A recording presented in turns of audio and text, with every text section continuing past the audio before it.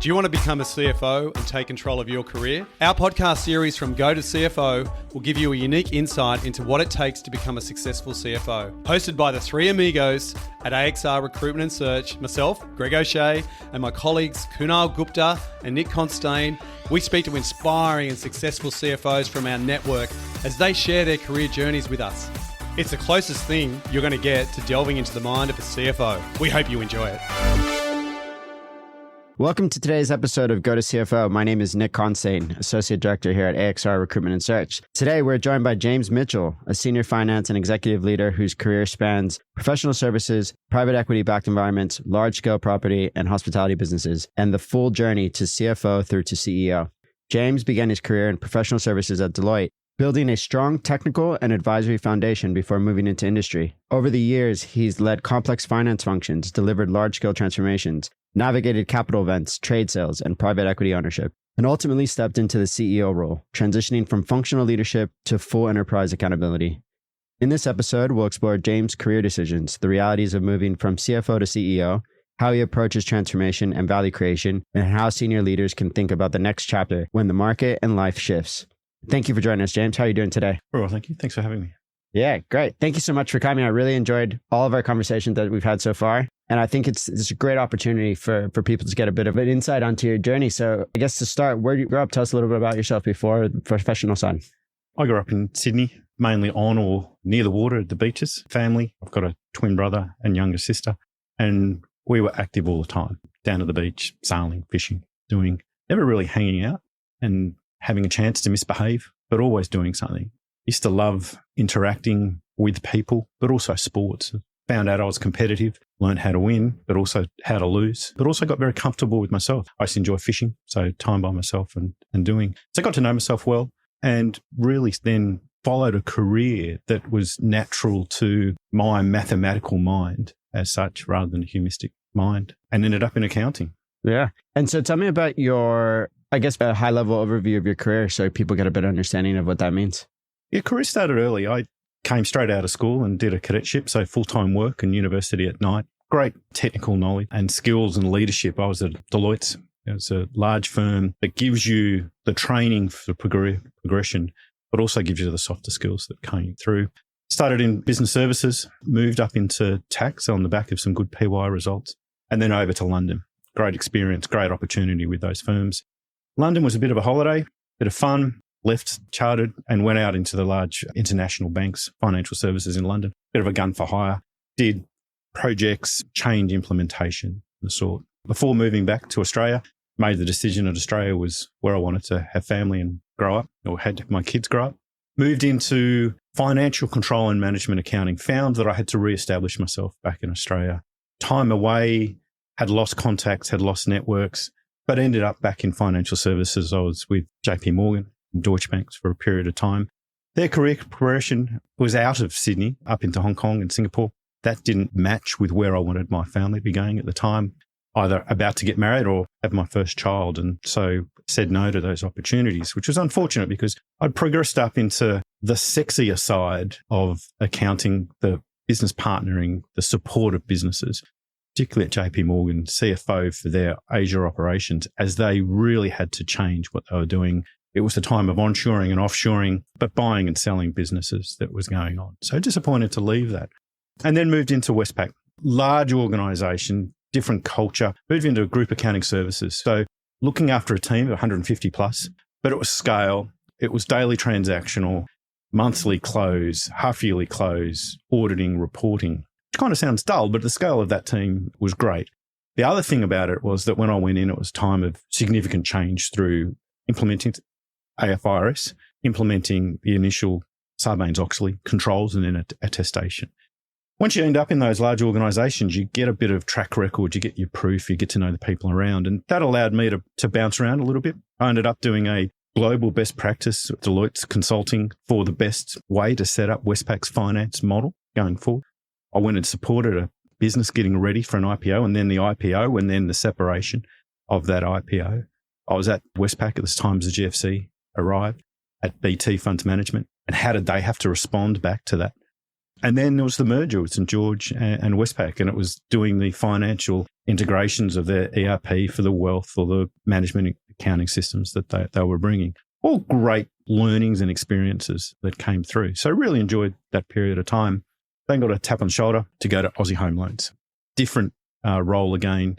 It was working in the business and on the business. There was a liquidity event that was possible when I was going in. That materialised, and we had to corporatise the entire entity, ready for a listing as such, or possible listing. We didn't do the listing. We did a trade sale out to CBA. So it's getting the due diligence ready, getting the data ready, getting the financial integrity, but getting the stories ready of what the business was going to do and where the value came through. Then it was the DD with CBA, transaction, separation and merger into CBA. At that stage, Aussie becomes a much simpler business. The treasury is different. The funding's different. The financial control is different. Stakeholders are different. So I left that and went out to a new industry again, still financial services, but debt collecting, Baycorp. I went in as CFO, possible successor to the CEO, and successfully did that. It was a great journey. Went in, rectified the finance, but then whole business-wide business transformation.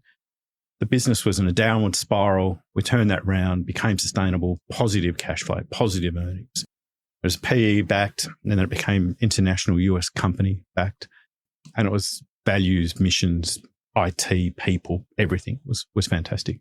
Unfortunately, being part of a US multinational at the end there, their strategy changed. They had been global expansion to focus on the US and Europe. So got asked to do a trade sale and then successfully completed a trade sale. Took longer than I thought it was. It was about a year trade sale of all up, getting ready for it and then coming out. Finished up just before COVID. Perhaps no roles out there, but a great opportunity to spend some time with the family, but also to dabble. I went off and did startups, ERP implementation, advising and so on, et cetera, with a number of different places, which was fantastic. That started opening up again on the back of networks where people saying I've got an opportunity, a role. I went and did a rectification of an ERP implementation that had gone wrong at an engineering services firm. Then I went into Merivale, which was my step into hospitality. They had really been hit hard with loss of IP in their financial control area.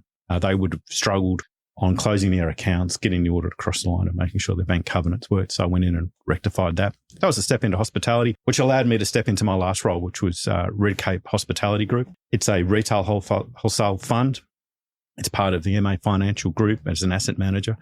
And I went in there or started there before the economic world had changed. Interest rates were lower. Cost of living hadn't hit, and there was an exponential growth path of significantly uplifting over a 5-year period. When I arrived, however, interest rates went up.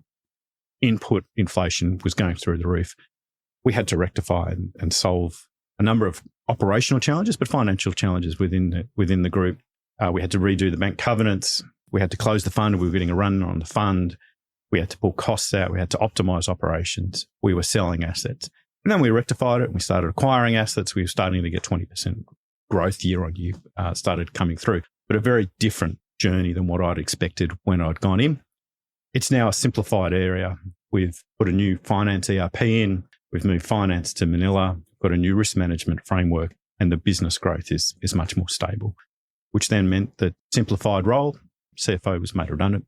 I am now in between roles and looking for my next opportunity. Yeah, and I think there's so much to go at. So I'm just going to start at the beginning because it just makes it easier. But I guess, did you always know that you wanted to be a CFO? Is that from the beginning when you first started? What did success look like in your mind, I guess, at that point? No, I didn't. And I don't think you can. I think you're only aware of what you're aware of. I went in really not knowing that I even wanted to be an accountant. I think I've been very fortunate that actually I can do it. I've enjoyed it and I've seen the variety that comes from it. But when I went in, I was just an accountant doing a job. Originally, perhaps the first part was to go to London, go overseas as chartered. And then since then, as you get to see more opportunities and get to see what the role can become, you start expanding what it looks like. I would have gone early days. Success was, you're retiring at 40. Now, I don't think that is success. I think now success is, what can you give back? What are you contributing? And how can you make a difference for years to come? Yeah, so I think it changes as you learn more. Yeah.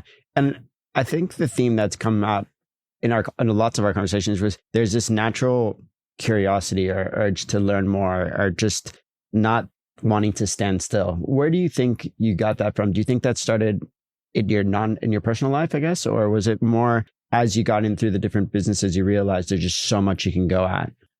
Like, I think it was probably through the business rather than personal life. I think I had a drive that you can get stuck and or bored. Accounting is not potentially the most interesting job. You can get bored doing the role.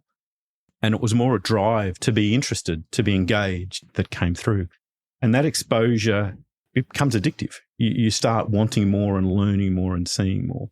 I think I've been very fortunate to work in organisations and with people who show you different ways of looking at things. Yeah. And all of a sudden, you just start wanting to be that sponge to adopt that. Once you've adopted your technical and your leadership and the people skills, one of the things that I have found that I enjoy, and hence today perhaps, is to actually mentor and coach and develop others. And once you've learned things, you can start giving it back. I think it started at the large chartered firm. Come in, I came in as a school leaver, I knew nothing. My career progression was development, learning and so on, et cetera. You come out as a manager. That's the path they put you on. And that desire of growth and that learning, I think, has just extended out. Yeah. And would you say that was the first kind of big decision that kind of changed your trajectory in terms of where your career went? No, I think the couple of big decisions on trajectory was the one coming back to Australia. As to that, I had to reestablish myself. I'd perhaps that's broken quite networks. difficult. Yeah. And it was the right decision. It was a family decision that came through. But I think the big decision that kept reoccurring along those ways was I was, as I said, doing international investment banks. Their career out of Australia is up into Hong Kong, Singapore, or Tokyo. I got offered a role into Tokyo, Asia CFO, outside of the GM of Asia. It's a great role. The decision not to do it was quite hard.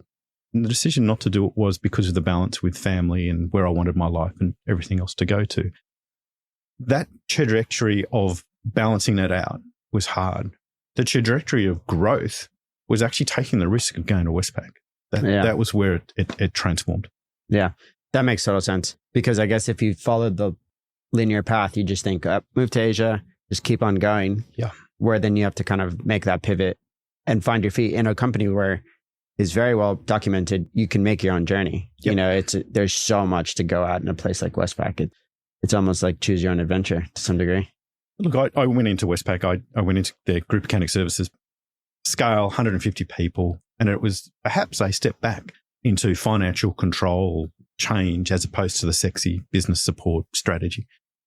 But it wasn't, right? You prove yourself, you learn and you do. And again, that bedrock of what I achieved at Westpac, you then transfer across to the other things that you do. I got exposed to systems, global best practices, ERP implementations, GFC, an IPO, and I wouldn't have got that anywhere else. And that engagement and the people was fantastic. Yeah, fantastic. And so what is your value proposition, I guess? What are you known for? If I were to contact any of the previous people that you've come in contact with, what would they say? Look, I think I do a couple of things, but I believe I do transformation for growth. It's kind of the value proposition. Yeah. I think that's got to come with a humanity side, down to earth, but really good with stakeholders and bringing other people on the journey to create that opportunity. Yeah. And where do you think that interest or experience with transformation really kicked off? It started early. I would say it starts at small steps before you start running. It's change. The difference with transformation to change is the extent of what it is and how big that becomes. I was lucky. I got thrown into it. The opportunity or the burning platforms arrived where you had to do something, and then the change becomes more encompassing, cultural shifting, et cetera, that comes through. But it's back on the experience, right? If you hadn't have done the small changes or the small projects, then you wouldn't have been able to go into the transformations. Once you've done that, it's just a natural extension. Yeah. And so what does that actually mean in practice in terms of systems, capability, cadence, culture, defining outcomes? How do you set the tone for a change transformation program like that? I think transformation, the difference between what a transformation really is a mindset. You've got to realize that your current position is unsustainable. You have to be going, I have to become something different at the end of this outcome. And I think that once you've got that, you then start componentizing it and going, well, maybe it's just lots of little changes that come through. So you've got to get your objective, your vision that's coming through. You've got to get a buy-in that you're going to go and do it. And then it becomes all-encompassing. It's every part of an organisation. It's changing. And I think that the extent of what that looks like to get the outcome changes. But I think it comes from the people, right? It's the culture. You will change it either during the transformation or it will be different at the end. The processes, the systems, the cadence, everything will be different at the end. And if you're lucky, right, you get a transformation that's successful and you go on and get the reward that comes out on the back of it. But it is significant change to an organisation. It's not just continual improvement. It's not just change. Yeah. And I guess from the people or human element side of this, how do you align people onto this journey when everyone knows exactly what you just said, like this is just not going to be the same place in 12 months? How do you get people comfortable with the unknown? I'm just curious on how you do that. I think it's actually very hard. I think there's a reason that the organisation is where it is today, and that is because of the people who are there. So to change the people and their thoughts as to actually we have to change is a start, and or make it so that it's safe and the unknown disappears out of it. And as I said, it's lots of little steps. And I think everyone contributes to those changes. But I think you've got to have the objective and the vision of where you're going to so that you can hold yourself and the teams and everyone else accountable for what you're delivering to and try and take that ambiguity or the risk or the unknown out. But there will always be some. And I think myself, for that curious mind and that learning and others, you can really appeal to people. And if you can get the staff engaged that they will get something out of it, that they will grow, and sure, there's a risk at the end of it, but they will come out better out of it at the end, then you can get some momentum that comes through. It's hard work and you need that momentum from an organisation to get there. Otherwise, you're just dragging. Yeah. And I'm curious, looking up, I guess, from CEO and board, when you want to do these large scale changes, how do you interact with the board to that degree? Because I think that's actually almost more difficult to some degree. I think it's different. I think CFO or CEO interaction with investors, board or founders, you've got to be able to tell a story from the facts and getting them to buy into your story or the vision that's there. Now, I believe you've got to get them engaged and them to own that story and the output of where it comes. And that is a lot of influencing, a lot of discussions about where you are, but also where you go and why you've got to change and that opportunity that comes from it. I think most investors, boards up at that level are willing for those conversations and are after that value creation exercise. You've just got to be able to convince them that what you're proposing and what they're doing is the right outcome. And then they become your backers, or in some situations, you can get to the stage, well, they're then demanding the change that comes through. And again, that changes it from a push-pull to a pull. So it's much easier once you've got them on board. Once you've started, or perhaps the start of the program, the part that takes that engagement, after that, you've got to hold yourself accountable. They have to hold you accountable. And that's that transparency. And not everything's going to go well. And there's some hard journeys and hard things that come out of these. But you've got to be honest and transparent and have your integrity with your investors, the board, CEO, founders, so that they know they can trust you and go through, because there will be mistakes along the way. And they've got to accept and take that with you before you get the reward out the end. Yeah. And I guess on a slight differentiating topic here, but just to talk a little bit about kind of maybe one of the trade sales or one of the transactions that you went through, how do you go about executing everything that needs to happen when maybe only 3 or 4 people in the room know what's going on? Yeah, that's tricky. I mean, Oz is an example. I think I said I worked in the business and on the business. There were very few people who knew the extent of the on that we were doing with getting the business ready, what the story was and what we were doing. And in contrast to that, the rest of the business is out trying to be as nimble or as entrepreneurial as it was before. So there were decisions that we were making up at the top level, i.e. whether we're putting a new product in or what the price was going to be or where we were setting up a store, that on the face of it weren't making a lot of sense because we were saying yes or no to decisions, but we were making them in line of, that end outcome of what you're after. So you do get a separation of what's going on. You've got to be very mindful of that separation. And I think you've got to be able to accept that that is going to cause some angst within an organization. I think what you've got to do in general is have built your stakeholders, your engagement across all the time. So even if you're making those decisions, you're not ostracizing or putting off your business that's still going on because it's got to run. The deal might not happen. You've still got to have your business going on. Correct. And that's the balance that I'm curious about because it's the business has to function. Business has to function. And if they see this big separation between the actions of the 4 or 5 people who know what's going on and the rest of the business, then there's a bit of a gap that needs to be addressed to some degree. 100%. There's privacy and parts of these things where deals go wrong if things leak and come out into the market the wrong way. Sure. I was doing a deal where it was very isolated of what was going on. We had got to documents signed, theoretically money transferring, and it was a listed. We were very mindful of how that broke.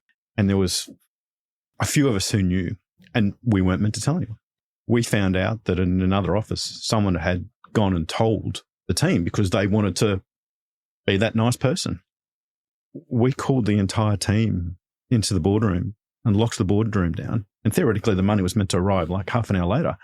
Money hadn't arrived for 4 hours. We were walking them backwards and forwards to the toilet, getting them lunch and so on, etc., because we couldn't have it break. So you've got to be mindful of how that really works. Interesting. And forgive my ignorance here. When you say break, do you mean basically you have to contain the information, Correct. not at that stage until the accounts money hits the accounts, then you're listed company. It's got to come out. They make the announcement to their investors first. Correct. We couldn't come out and leak it. Now, whether that would have blown the deal up or not, who knows? But deals break because of leaks or so on. And so we were containing that. Now, it's not exactly what you're talking about of working, but that was a point in time. Yeah, that's fascinating. That's absolutely fascinating. And so in your experience at Baycorp, when you were CFO and then you said in your introduction here that you then succeeded into the CEO. Can you tell us about that transition, what that was like? Look, it was fantastic. I had thought that I had breadth and depth coming up from CFO. I had been the 2IC to the CEO. I knew everything that was going on. But you get into the seat and you realize there is so much more. They are very distinct roles. And there is just so much more that comes at you. You're thinking all the time about opportunities, risks, divestments. But more important, I think, from the CEO seat, you're thinking about the team and the culture of that organization and how you get the team of everyone at pursuing your goal of what you get to. And that's the big difference of what's coming through. The surprise that I found of becoming CEO, and I had been told this by my predecessor, when you become CEO, your role or connection with the organization changed for me. It feels like it's yours. You own it. You really are engaged into it. It's not a role anymore. It's part of it. And that engagement continues even when you left. Like I feel very much part of that family of the Baycorp team and what it looks like. And I think that connection really surprised me. Yeah, that's amazing. And so I guess from the CEO's view, what was it like letting go of the CFO responsibilities? It's an interesting question. I got that question when I was going for the role. I got the question. I got some mentoring and support when I became the CEO. And my global chair was asking the same question. It wasn't hard for me. I had understood the finances and I knew what was going on. And I had a very good successor back into the CFO role. But I knew what I wanted into that role. So that was an easy fill. The hard bit wasn't letting go, therefore, of the CFO function. It's all of a sudden you're CEO and you own everything.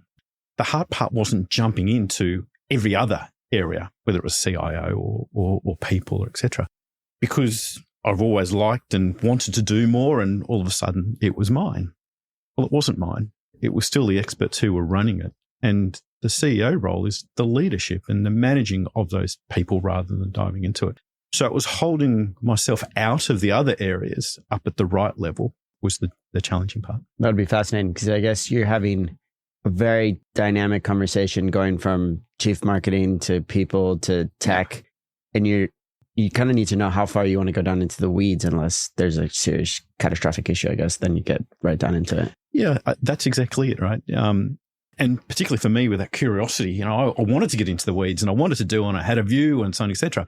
But so too did that other leader. And it was tapping into and having conversations with that leader so that you agree of where you're going and then how they're going to go and do it. Did the interaction with the board change? Yeah, I think it does.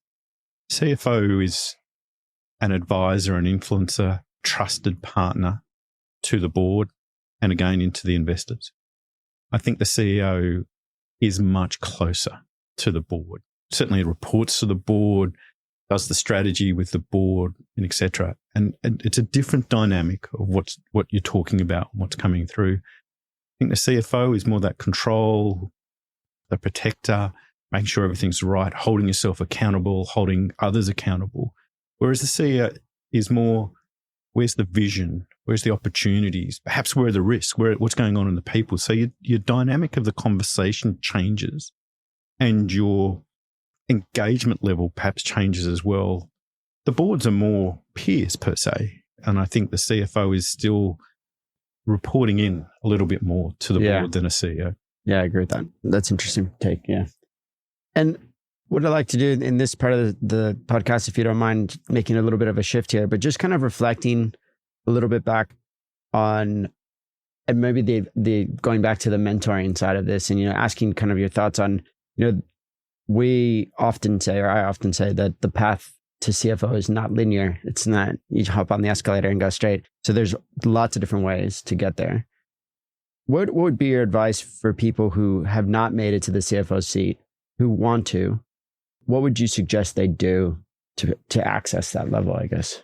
Look, I don't think it is linear. I've been fortunate. I've accounting linear type of thing. But the path within that, within accounting and within CFO, goes anywhere and everywhere. And you look at the people who are CFOs, it's not linear. The challenge, I think, for anyone who's after those roles is get the expertise, get your breadth of experience, become a knowledge of whatever else is going on in your business, but push yourself up into as if you were acting as the CFO. Don't become, I'm after a role and it's a development step. Already be there, already be doing the things that you can do. If that starts becoming too much or too narrow within your organization, then go and expand out. Go and have a look at what's going on in people or operations or risk, and go get some of those skills that come through. But don't settle. And I think part of a CFO's role is to see where an organization is going to and where those opportunities and what it looks like. You should be forming that view of your career and what it looks like. And if you're going, well, I want to be the CFO, but the person in front of you has just got there and they're not likely to leave, then you should be able to work out yourself that that's not the path and go and explore other paths. So be willing to take the risk. Put yourself out there. Go do the work, but be ready for it. Don't go, I'll step into CFO and then learn it. Yeah. Try and be there beforehand. And do you have a view on which, if I was in, let's say I'm in a GM, a finance in a division or whatever it was, do you have a view on which other functional leadership role I should be most involved with? And as an example, am I best, do you think, working with the COO and saying, hey, how can I support you best? Or the CIO, is that just depend on the skill set? Or what do you think what do you view on that? No, I actually think it kind of depends on the company that you're in or the industry that you're in. I think finance is a back office kind of role. And if you spend a lot of time in the back office role, so you go CIO, risk or people, you can still be in the back office side.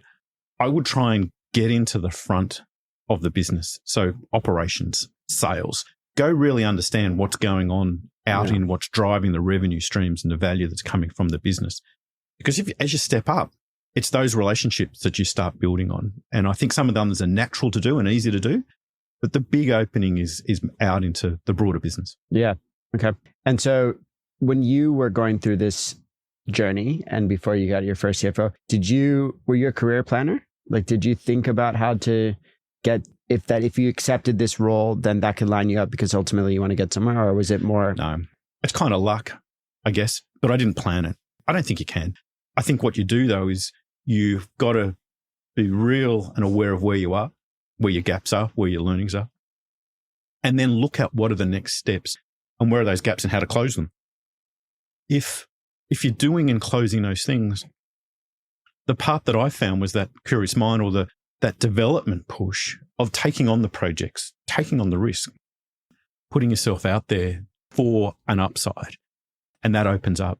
But be aware and look. Don't just sit there and stagnate. Otherwise, you can do something. And I've done it, right? You can sit in a company and be very comfortable, but at some stage you've got to look at yourself and go, oops, I should be progressing. Am I progressing? Where to? That's the next question that comes from it. Yeah, absolutely. So looking back, what advice would you give your younger self before starting this journey? I think it's pretty clear. I've had a great career and enjoyed where I've got to. The thing that I think I've probably missed and I would like to have done better is networking. Understand what that really means. When I was younger, I thought that was going out for drinks or interacting with people. I think actually what it is building connections, and connections who you can stay in touch with and you can share your experiences and go on a journey with people.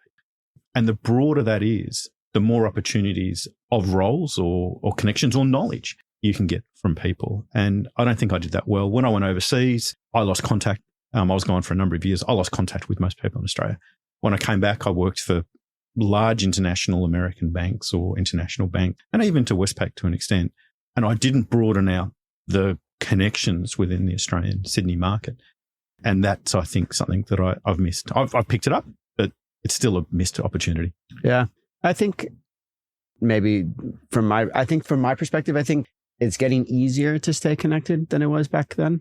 Like, I think now technology gives you the platform to be able to just shoot a LinkedIn message.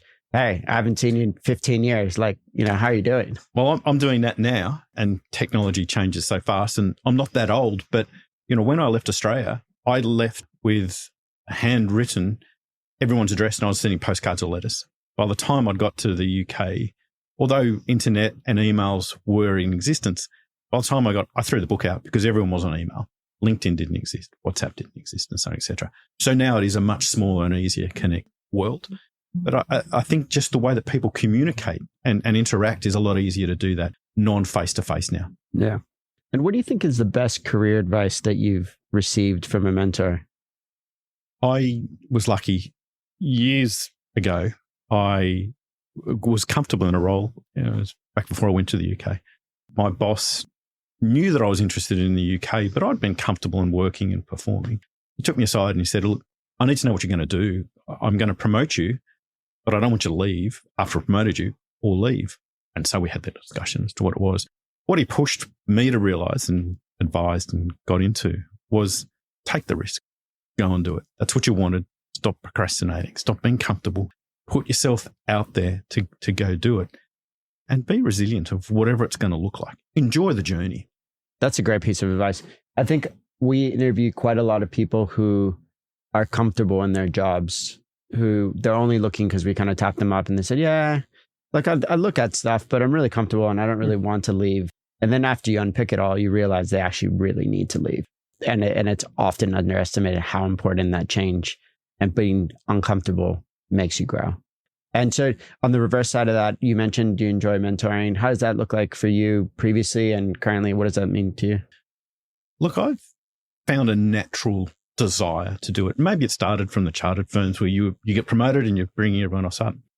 I think it's the connection with the individual, and it's not formal, it's informal. It's just conversations about where are people going and the sort. I had a conversation with a mentor, now CFO, who was doing a FP&A role, and he thought that was it and was looking at doing something else. After conversations, he came back and he said, I never realized what the CFO role was. I want that. So it's making people aware, and it's those conversations. Yeah. I think you can only do it with someone who wants to do it. If they're not wanting to do it, I don't get the engagement of trying to drag someone. But if someone wants to do it and someone's hungry, I'll absolutely spend time with them. Yeah, that's fantastic. I think that's interesting. And that brings me kind of to my next question about defining success and thinking what that looks like. Has that changed for you over time? It does. It has. It changes as your perspective of life changes. I think success when I started my career was early retirement, out at 40. That's no longer success. I think success becomes more rounded. It's not just career. It's what are you doing with your family? What are you doing with life? And as I've progressed through, the opportunity of learning, being engaged, giving back, committed, enjoying what's going out, I can't see that ending. And I really enjoy that. My life is now that my kids have left home, and I'm expanding conversations of, well, do we go and live and work in Asia and back into London? They're exciting conversations. Absolutely. That changed, and they weren't there 5 years ago, 10 years ago. And how do you balance that personal side? Is there a plan of, are you a weekly planned guy, or how do you manage your personal and your professional? I'm very lucky. My family and career and has been a partnership. I think it has to be, and I think it has to balance out. So that has allowed me to go and pursue a career and do these things and know that I've got the support at home. The opportunity of how do you plan that, I think, becomes perhaps, business terms, it's tactical or strategic. Tactically, short term, I know I can go and do and commit to work and do the hard yards or hours or what needs to be done.